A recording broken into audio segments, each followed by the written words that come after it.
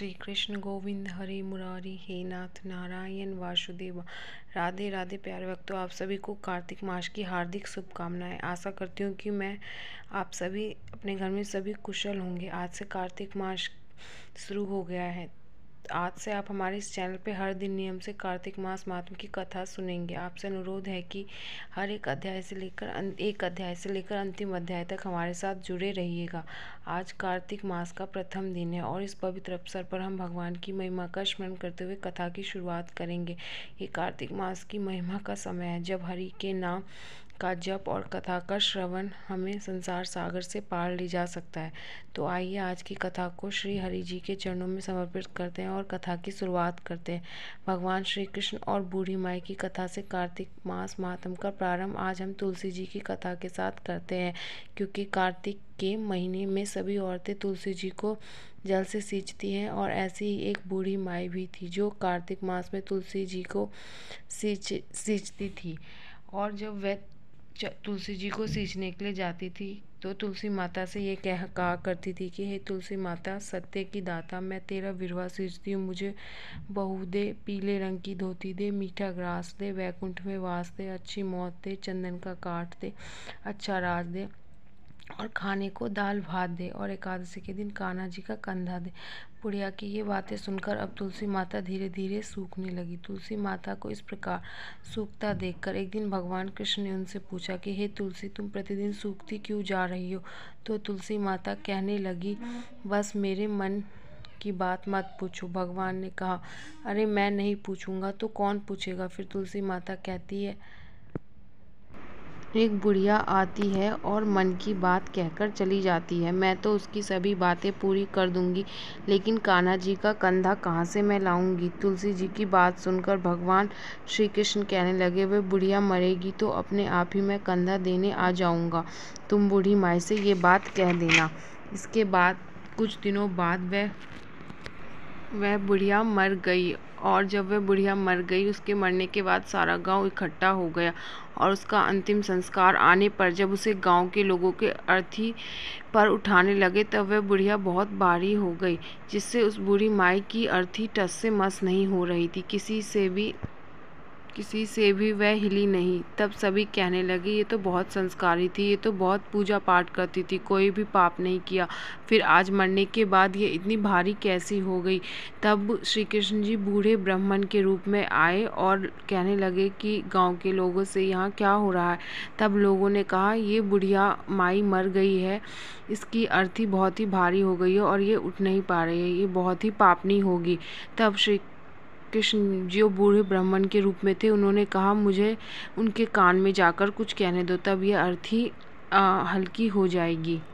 तब श्री कृष्ण जी ने बूढ़ी माई के कान में कहा, तू पीताम्बर ले, ग्रास ले, बैकुंठ में वास ले, चंदन का काठ ले, दाल भात ले और कान्हा जी का कंधा ले। जैसे ही बूढ़े ब्राह्मण के रूप में श्री कृष्ण जी ये बात कान में कही तो बूढ़ी माई हल्की हो गई। तब श्री कृष्ण जी ने उस बूढ़ी माई को अर्थी को कंधा दिया। इस प्रकार से उस बूढ़ी माई को बैकुंठ धाम प्राप्त हो गया और वह बैकुंठ चली गई। इस प्रकार से वह मोक्ष धाम को चली गई। तो हमें भी तुलसी माता की पूजा करनी चाहिए और तुलसी माता से ये प्रार्थना करनी चाहिए कि हे तुलसी माता, जैसे उस बूढ़ी माई को मोक्ष की प्राप्ति हो, वैसे ही हम इंसानों को भी मोक्ष की प्राप्ति हो। जो इस कथा को सुन रहा हो उसे भी मोक्ष की प्राप्ति हो और जो कथा सुना रहा हो उसे भी मोक्ष की प्राप्ति हो। तुलसी माता की जय। अब हम कार्तिक मास के कथा के अध्याय 1 को अब हम सुनेंगे। तो प्यारे भक्तों, इस कथा को ध्यानपूर्वक सुनिएगा। कार्तिक मास का अध्याय 1। कार्तिक मास का शास्त्रों में विशेष महत्व बताया गया है। इस महीने में जो व्यक्ति भगवान विष्णु और माता लक्ष्मी की उपासना करता है, उसकी सारी इच्छाएं पूर्ण होती है। साथ ही कार्तिक मास में गंगा स्नान करना भी बहुत पुण्य माना गया है।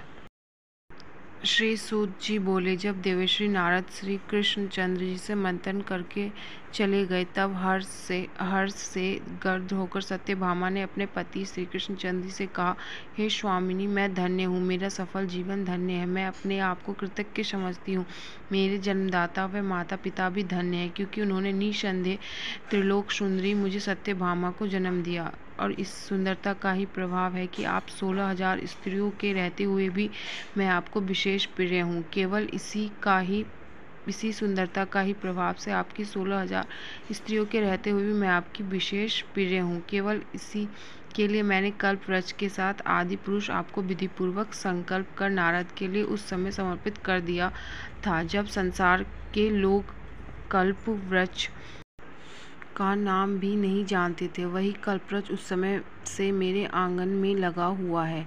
हे मधुसूदन, तीनों लोकों के स्वामी भगवान लक्ष्मीपति की मैं अतिशति प्रियतमा हूँ, इसलिए मैं आपसे कुछ पूछने की इच्छा करती हूँ। यदि आप चाहते हैं तो मेरे प्रश्न का उत्तर विस्तार पूर्वक मुझसे कहिए, जिसे सुनकर मैं अपना कल्याण करूँ। मुझे वह उपाय बताइए जिससे कल्याण भी मेरा एवं आपका वियोग कदापि ना हो। श्री सूत जी ने कहा, इस प्रकार अपनी प्रियतमा सत्यभामा की बातें सुनकर श्री कृष्ण मंद मंद मुस्कुराने लगे। सत्यभामा का हाथ अपने हाथ में लेकर हास परिहास के साथ कल्पवृक्ष के नीचे पहुंचे और उस स्थान से सब सेवकों को हटा दिया। सत्यभामा की ओर देखकर हंसे और साथ ही पूछा कि वह उपाय सुनोगी। सत्यभामा भगवान के इस अनुराग को देखकर संतुष्ट और पुलकित हो गए और कृष्णचंद्र जी के भी सत्यभामा को देखकर गदगद हो गए और श्री भगवान ने कहा कि हे देवी, वास्तव में इन 16,000 स्त्रियों के रहते हुए भी तुम मुझे प्राण के तुल्य प्यारी हो। तुम्हारे लिए तुम्हारी कल्पवृक्ष वाली जिद रखने के लिए देवताओं के साथ इंद्र भी लड़ गया था।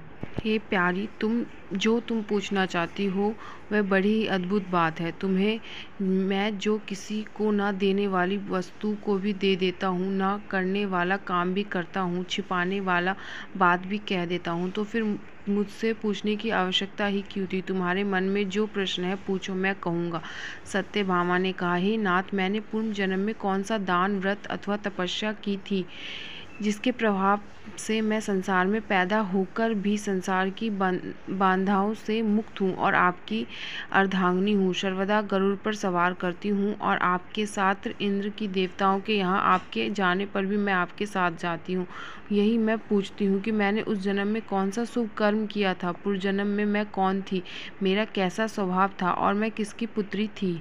श्री कृष्णचंद्र जी ने कहा, हे प्रिय, तुम सावधान होकर सुनो। मैं तुम्हारे पूर्व जन्म की कथा कहता हूँ। उस जन्म में तुमने जिस पवित्र व्रत को किया था सो बतलाता हूँ। जबकि सतयुग का अंत हो रहा था, उस समय मायापुरी में एक अत्रि गोत्र वाला देव शर्मा नामक ब्राह्मण निवास करता था। वह समस्त वेदों तथा वेदांगों में परागत अति पूजक, अग्निहोत्री तथा सूर्य नारायण का व्रत करता था। सर्वदा सूर्य देव की उपासना करने के कारण वह दूसरे सूर्य की भांति बहुत ही दिव्यमान था और बहुत ही शक्तिशाली था। उसको वृद्धा अवस्था में गुणवती नाम की एक कन्या उत्पन्न हुई। देव शर्मा को उस पुत्री के अतिरिक्त कोई संतान नहीं थी। उसने अपनी पुत्री के विवाह अपने एक शिष्य चंद्र के साथ कर दिया। पुत्र विहीन देव शर्मा अपने शिष्य चंद्र को अपने पुत्र के समान मानता था और जितेंद्र चंद्र भी देव शर्मा को अपने पिता को एक सदृश समझता था। एक दिन चंद्र और देव शर्मा दोनों कुश और समाधि लेने के लिए वन में गए और इधर उधर घूमते घूमते हिमालय के समीप एक उपवन में पहुंच गए। तब उन्होंने एक विकराल राक्षस को अपनी ओर आते हुए देखा। उन्हें देखकर ये दोनों भय से व्याकुल हो गए, शरीर के अंग शिथिल हो गए और वे भागने में असमर्थ हो गए। यम स्वरूप उन राक्षस ने उन दोनों को मार डाला। हमारे गणों ने उस क्षेत्र के प्रभाव और उन दोनों के धार्मिक स्वभाव के कारण उन दोनों को बैकुंठ धाम में पहुंचाया गया।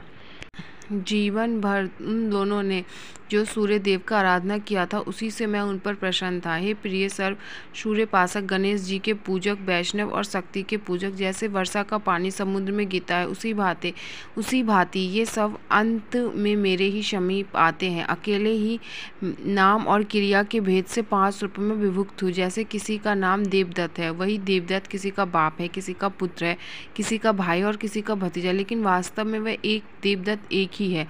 अस्तु सूर्य के समान तेजस्वी में वे दोनों मेरे बैकुंठ में आकर रहने लगे। विमान पर यात्रा करते थे, उनका मेरे समान रूप था। वे मेरे ही समीप रहते थे और उनके शरीर में दिव्य चंदन लगा रहता था।